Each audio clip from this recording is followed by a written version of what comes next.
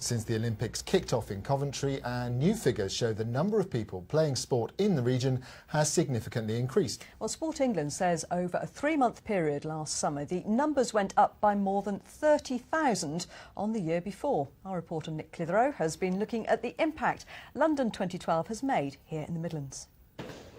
It's a freezing cold night in Tamworth, but inside the town's amateur boxing club, they're working up a sweat. We're not advertising at the moment, we're not pushing for new members, but constant stream of new people coming into the building. The other Olympic legacy for the club is the very building they're in. Last year they received £48,000 from Sport England's Inspired Facilities Fund.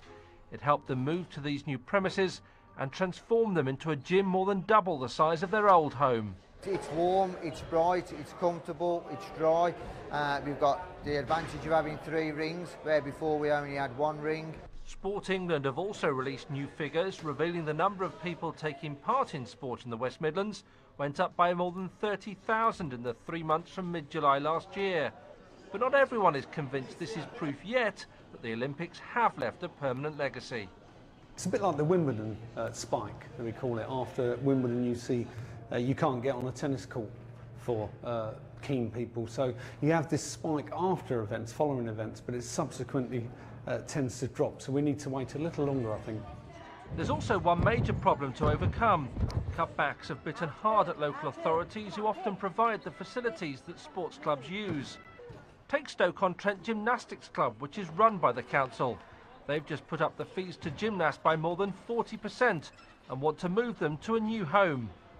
There's £40,000 savings in this year's budget that we've got to find as a result of increasing some of the charges, which is unfortunate. In an ideal world we wouldn't be doing so, but also we have a responsibility to the taxpayers as a whole in the city. We're disgusted. Our children have been here a long time and they're a big massive community and they're a very, very good team. They're really good together, but we haven't got any choice. We're going to have to leave. We can't afford the price increase. There's little doubt there are signs of a sporting legacy from the Games, but the task now is to ensure it doesn't slip away. Nick Clitheroe, BBC Midlands Today. Well, staying with sport, and West Bromwich Albion have this evening